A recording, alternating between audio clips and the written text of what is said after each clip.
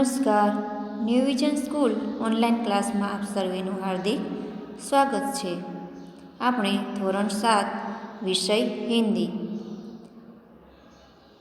પ્રકરણ 6 માલવજી ફોજદાર એટલે કે માલવજી ફોજદાર વિશેનો અભ્યાસ કરવાનો છે.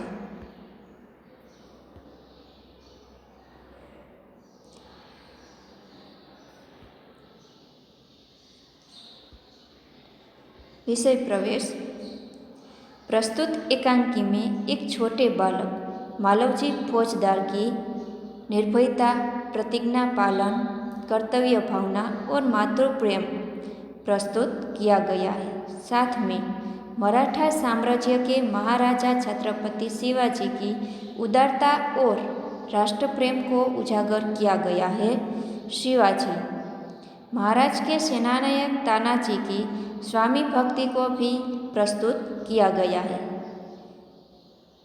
કે પ્રસ્તુત એકાંકીમાં એટલે કે નાટ્યકરણમાં એક નાનકડું બાળક છે જે માલવજી ફોજદાર તેમની નિર્ભયતા, પ્રતિજ્ઞા પાલન અને કર્તવ્ય ભાવના,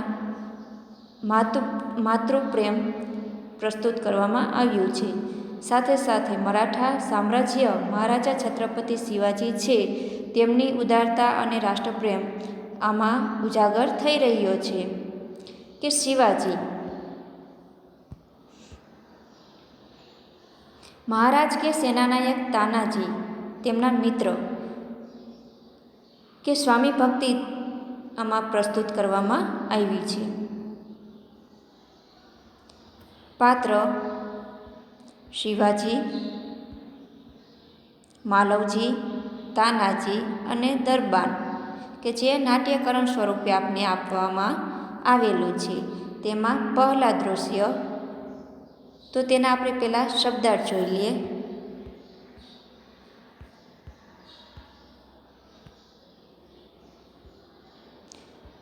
તત્પર, તૈયાર, કષ્ટ એટલે કે દુઃખ, કર્તવ્ય, ફરજ,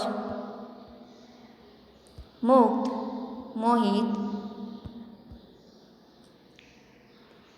પર્યાપ્ત, કાફી, વત્સ, બાલક, દુર્ભર, કઠિન, દાયિત્વ, જિમ્મેદારી, પ્રતિષ્ઠા, સન્માન, ચેષ્ટા, પ્રયત્ન, અગાધ, ગહરા અથવા અપાર. સાથે સાથે ઘણા બધા આ નાટ્યકરણ પાઠ છે તેમાં શબ્દાર્થ આપેલા છે.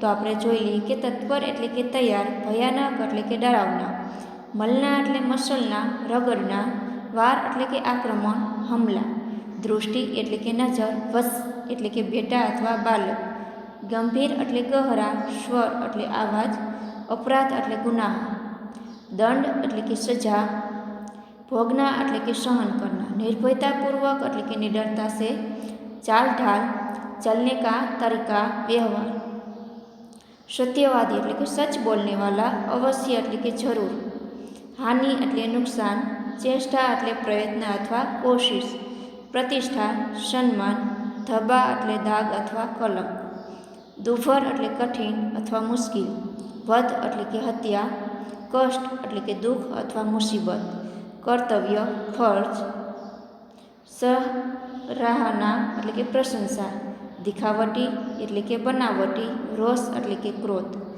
મૃત્યુદંડ એટલે કે ફાંસી, પૂજનીય એટલે કે પૂજા કે લાયક અથવા વંદનીય, પ્રસ્થાન એટલે કે જાના, રાય એટલે સલાહ અથવા વિચાર, મુગ્ધ એટલે મોહિત, દુર્ગ એટલે કે કિલ્લા, અગાધ એટલે કે અપાર, અવસ્થા એટલે કે આયુ, સંદેહ એટલે કે શંકા, પ્રસ્તુત એટલે હાજર, પ્રતીક્ષા એટલે કે ઇંતજાર,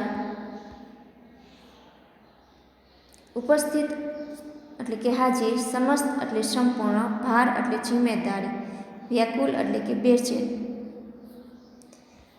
મહાવરે પ્રાણ ન્યોછાવર કરનાર એટલે કે જીવન સમર્પિત કરનાર,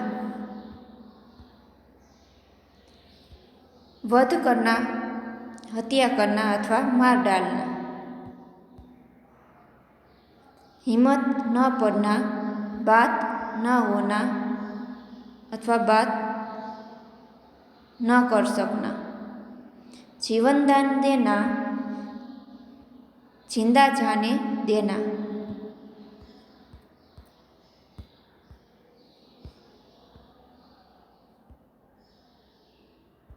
पहला दृश्य એટલે કે પહેલું દ્રશ્ય સ્થાન શિવાજી કા શયન કક્ષ કે જે અહીંયા શિવાજી રાજા છે મહારાજા તેનો શયનખંડ આપેલો છે કે એક सुसज्जित कमरे में शिवाजी एक पलंग पर सो रहे हैं। सामने भवानी का चित्र लटक रहा है। पास की किशोर आयु का मालव जी हाथ में नंगी तलवार लिए हुए शिवाजी की हत्या करने के लिए तत्पर है। शिवाजी एक भयानक स्वप्न देखकर अचानक आंखें मलते उठ बैठते हैं। मालव जी उन पर वार करता है। पीछे से तानाजी आकर उसका हाथ पकड़ लेते हैं। शिवाजी प्रेम भरी दृष्टि से तानाजी की ओर देखते हैं। दृष्टि એટલે કે નજર કે પહેલું દ્રશ્ય છે તેમાં શિવાજીનો શયન કક્ષ આપેલો છે। એક સુસજ્જિત ખંડમાં શિવાજી એક પલંગ પર સૂઈ રહ્યા છે। સામે ભવાની માતાનું ચિત્ર લટકી રહ્યું છે। પાસે જ કિશોરવયનો માલવજી હાથમાં ઉઘાડી તલવાર લઈને શિવાજીની હત્યા કરવા માટે તત્પર છે। શિવાજી એક ભયંકર સ્વપ્ન જોઈને અચાનક આંખો ચોળતા જાગી જાય છે। માલવજી એમના પર વાત કરે છે। પાછળથી તાનાજી આવીને તેનો હાથ પકડી લે છે। શિવાજી પ્રેમભરી દ્રષ્ટિથી તાનાજી તરફ જુએ છે।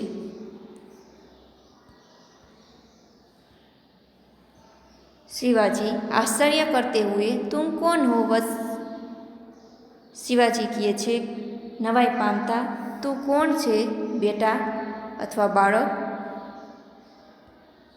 बालक वीरतापूर्वक मेरा नाम मालवजी है। बाळक किए छे वीरतापूर्वक के मारू नाम मालवजी छे। शिवाजी गंभीर स्वर में मालवजी जानते हो इस अपराध के लिए तुम्हें क्या दंड भोगना होगा? शिवाजी કહે છે ગંભીર સ્વરમાં કે માલવજી ખબર છે આ અપરાધ માટે તારે શી સજા ભોગવવી પડશે? માલવજી निर्भयतापूर्वक તેમનું मृत्यु। शिवाजी मृत्युदंड पाने से पहले तुमको मुझे एक बात बतानी होगी कि मृत्युदंड पामता पहला तारे मने एक बात जणावी पड़शे। मालवजी वह क्या? ते शू? वह એટલે કે તે, क्या એટલે કે शू? शिवाजी तुम्हारी बातों और चाल ढाल से जाना पड़ता है कि तुम वीर पुत्र हो, सत्यवादी हो। इससे मुझे आशा है कि तुम झूठ नहीं बोलेंगे। शिवाजी કહે છે કે તારી વાતો અને રીતભાત પરથી જણાય છે કે તું વીર પુત્ર છે, સત્યવાદી છે। એથી મને આશા છે કે તું ખોટું નહીં બોલે। मालवजी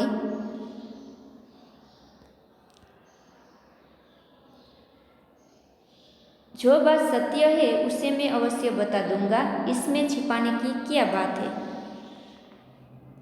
मालवजी કહે છે કે જે વાત સત્ય છે તે હું અવશ્ય કહી દઈશ, એમાં છુપાવવાની શી જરૂર છે? शिवाजी युवक मुझे मारकर क्या मराठा साम्राज्य के मालिक बनना चाहते थे?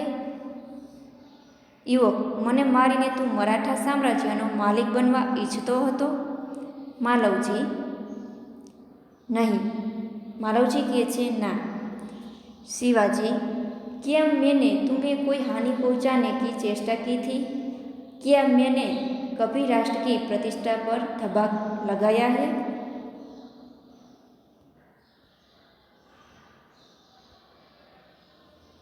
શું મેં તને કશું નુકસાન પહોંચાડવાનો પ્રયત્ન કર્યો હતો?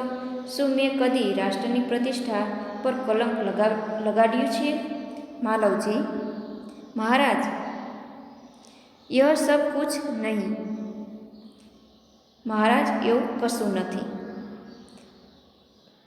शिवाजी: फिर तुम्हारे मन में क्या बात थी? शिवाजी કહે છે, તો પછી તારા મનમાં શી વાત હતી? मालवजी: कि यदि आप पूछते ही हैं तो सुनिए। मेरे पिता आपकी सेना में सिपाही थे। उन्होंने देश की रक्षा के लिए अपने प्राणों न्यौछावर कर दिए। आज उनको मरे हुए 2 वर्ष हो गए। इस समय घर में मैं और मेरी माता केवल 2 प्राणियों हैं। आज 3 महीनों से हम दोनों को पेट पर अन्न मिलना दुर्भर हो गया है। इस संसार में मनुष्य सब कुछ सहन कर लेता है, परंतु पेट की भूख सहन नहीं कर सकता। मैं इसी विचार में बैठा था कि एक सैनिक ने आकर मुझसे कहा कि यदि तुम शिवाजी का वध कर दो तो मैं तुम्हें धन दूंगा। महाराज, इसी लालच में पड़कर मैं आपकी हत्या करने के लिए यहाँ आया था, किंतु अचानक उसी समय आपकी आंखें खुल गई। मालवजी કહે છે, જો આપ પૂછો છો તો સાંભળો। મારા પિતા તમારી સેનામાં સૈનિક હતા। તેમણે દેશના રક્ષણ માટે પોતાના પ્રાણ અર્પણ કરી દીધા। આજે તેમને મરી ગયે 2 વર્ષ થઈ ગયા। આ સમયે ઘરમાં હું અને મારી માતા કેવળ 2 પ્રાણીઓ છીએ। આજે 3 મહિનાથી અમને બંનેને પેટભર અન્ન મળવું મુશ્કેલ થઈ ગયું છે। આ સંસારમાં મનુષ્ય બધું જ સહન કરી લે છે, પરંતુ પેટની ભૂખ સહન કરી શકતો નથી। હું આવા વિચારમાં બેઠો હતો કે એક સૈનિકે આવીને મને કહ્યું કે જો તું શિવાજીનો વધ કરી દઈશ તો હું તને ધન આપીશ। મહારાજ, આ લાલચમાં પડીને હું આપની હત્યા કરવા માટે અહીં આવ્યો હતો, પરંતુ અચાનક એ જ વખતે આપની આંખો ખુલી ગઈ। शिवाजी: